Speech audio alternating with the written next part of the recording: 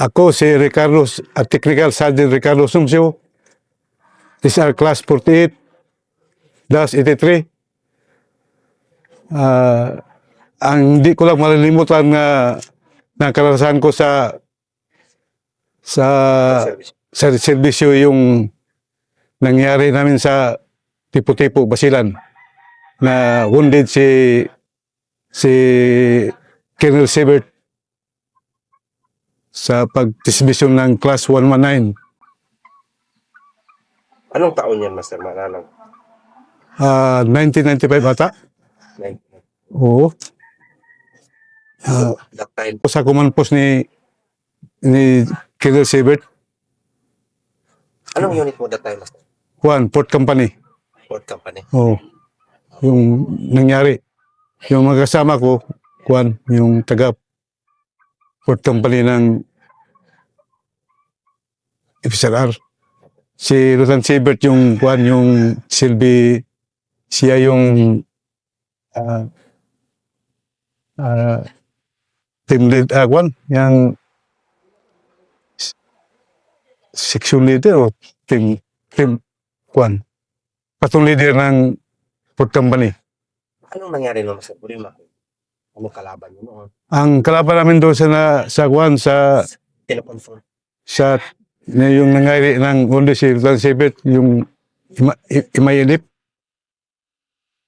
sa grupo ata ni Kuan ni hindi ko na matandaan kung anong commander doon sa yung naundi si Lieutenant Siebert.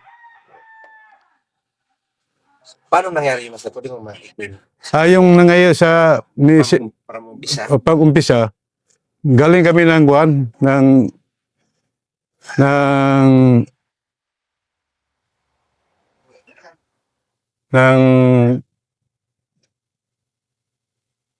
Matraling ata. Nag-dismiss yun yung 119. Naka-inquire sila sa may tipo-tipo na area. Kami ang nag-reinforce. Ang team leader ang patong leader namin si Lieutenant Siebert. Pag punta namin sa area, nagbaba kami papuntang sa high ground, papuntang low ground. Pagdating namin sa low ground, sa malapit ng tubig, doon kami na binakbakan ng Imayelip. Doon na wounded si Lieutenant Siebert. Oo. Then, pag wounded ni Lieutenant Siebert, kami balik sa taas. Si Lieutenant Siebert yung una kong kinuha sa pag-wounded niya, kaya sabi niya tamaan daw siya. Doon kami pa akyat ng high ground. Na ibak si Captain Siebert, Lieutenant Siebert ata, mga 5 o'clock na. Papuntang Zamboanga City. Pero bago yun, Master, kanino unang galing? Sa Imayelip. Parang pababa kayo. O pababa kami. Mga anong oras? Mga alas 2 ata. Ng hapon. Oo, alas 2. Alas 2 ata, alas 2. Leading. Oo, leading team kami. Si Siebert yung patong leader namin siya ang una. Mga gaano kalakuan, karami. Ano ba, volume pa? Bulyong fire talaga agad. Hindi namin alam kung ilan ng taong namin na encuentro. Sa baba. Pagbaba namin sa galing high ground, papuntang tubig, doon sa baba yung Imayelip. Yun ang encuentro. Balik kami sa taas. Oo. Akala nga namin, kanang maliit lang yung kalaban, marami pala sa baba. Bulyong fire. Doon na wounded si Siebert. Nagtagal din yung tutukan, Master. Tagal, siguro, mga 2 minutes, 3 minutes ata. 3 minutes. Oo. Parang anuhan lang. Oo. Talaga. Oo. Doon tamaan si Siebert. Pag tama ni Siebert, doon na kami. Balik sa high ground. Hindi na kami nagpusot pababa. Saan yung tama ni Sa may malapit ng puso. Tama ni Siebert. Puso ito. Puso. Yung importin, lumabas ba? Galing ng puso. Yung itong puso ito niya, yung bala na importin, lumabas, divert, papunta. Oo. Hindi, medyo kuan siya lang ang natamaan na. Siya lang na tamaan at the time. Anong sabi niya? Sabi niya nga, natamaan ako, hanap kami ng area kagad na one na area na ibak siya na kuan yung helicopter, makalanding. So, after nun, withdraw na kayo. Oo, ito na kami. Iwan ko lang kay pag ibak namin ni Siebert, kasama man ako, hindi ko alam na yung tropa nag-withdraw na ba. So, naiwan sila. Naiwan sila sa area. Oo. So, ikaw yung nagkarga sa kay... Oo, ako nagkaga kay Siebert. Sinabihan man ako ni Siebert na wag daw siya iwan. Sama ako pag ibak. Hanggang sa chopper. Hanggang sa chopper, hanggang sa Samonga. So, ang chopper, dumating din naman ka. Oo, kagad. Mga 5 na. Dumating yung chopper. So, isa yun sa... Hindi mo rin makalimutan. Isa yung hindi ko makalimutan sa karanasan ko sa Kwentro. encuentro. Sa port company. Food company yun. Oo. 19, ano yun? 1995 ata. 1995. Mm. Ano pa yung matinding gera nyo noon, Master, kasama sila Master Bubolts? Di ba kayo yung, paano ang kwento ng original na Special Operation Force? Doon sa Visayas yan. Oo, sa Visayas pa kami ni Master Del Sirna. Bubolts. Oo. Si Master Del Sirna. Yung Master Bubolts, yung pang-ingkwedo doon sa Visayas. Maalala mo yung encounter niya doon? Pwede mong maikwento para may idea ka na pa. May idea ko pero maliit lang. Hindi ko nakuha kung saan na area. Oo.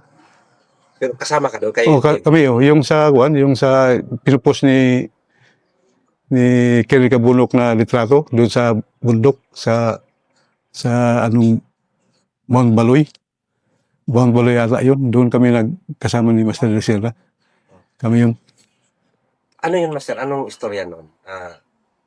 Ano yung pinakamatinding accomplishment ng SOE? 12 IB kayo dati? Oo. 12 IB ako. Ano yung matinding ano nyo doon? Yung, maalala mo yung paano nyo kinuha yung walang na kampo? Ang ginapang namin. So, sige daw, ikwento mo umpisa. Hindi ko nagpapasa yung naka-inkwento namin. Nakuha namin na wala talagang putok. Oo. Gapang talaga. Kapang lang. Oo. Binaba kayo sa chopper. Oo. Yun lang. Isang team kayo. Oo, isang team kami. Tapos binaba kayo. Kasi may dalawang team. Dalawang team. Oo. Tapos binaba kayo sa chopper. Oo, chopper. Oo. Parang naghilibon kayo. High river, oo. Pagbaba doon, diretso na up o hindi? Hindi pa. Lakad pa lang. Sa area. Yung na-inkwento namin doon, yung mga MP dati, tapos yung yung mga CSDF ata. Oo. Sa may... Commander Jimenez yun. Siya Jimenez, oo. Yung 1I. Oo, 1I. So, anong diskarte nyo, Master, na para na walang putok, napasurin nila nyo yung kalaban? Walang, yung kuwan sa mga civilian, yun lang na kuwan namin. Maganda kanang sa Nagsimo? Magsimo ba? Tapos kuwan kayo, parang tinuro nila yung Oo. information. Parang nagsimo lang kami. Surrender yung mga yung mga dati CSDF, si Commander Jimenez. Ano pa yung kuwan, Master? Isa sa mga hindi mo rin makalimutan ng mga encounter mo. Kung may malala ka pa. Hindi ko makalimutan ang kwento. Noon. Marami sana pero hindi ko lang makuhan kay sa Marawi. sa Marawi. Oo, hindi ko na lang makuhan kay delikado yung, Ah, oo. Yung sa Marawi, marami kaming armas nakuha, pero hindi ko lang makuhan kay kaya baka dito na. delikado yung pamilya natin. Oo. So, yun lang yung yan. Yun lang kung kuhan.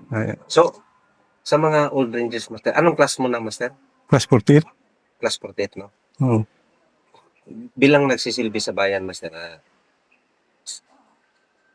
ano yung mensahe mo sa ating kabataang Pilipino na gusto ring maglingkod sa bayan? Ay, ang ko sa kanila, maganda sila magdala sa mga sibilyan. Oo. Una, yung sibilyan talaga yung unahin nila para ang mga sibilyan magbigay din ng information sa mga sundalo. Oo. Sa mga kabataan ngayon, ano yung mensahe mo? Sa, Kabataan, mga nag-aaral. sa kabataan nag-aaral ngayon, yung mensahe ko lang, huwag nila yung parati sila magkuha ng mga drugs. Oo. Bawal yun talaga. Yung maggamit ng drugs, dapat sa kanila, bigyan ng pansin ng gobyerno yung kabataan talaga para matuwid yung pagkuhan sa mga bata. Para hindi sila mawala. Para hindi sila mawala sa kuhan sa... Oo.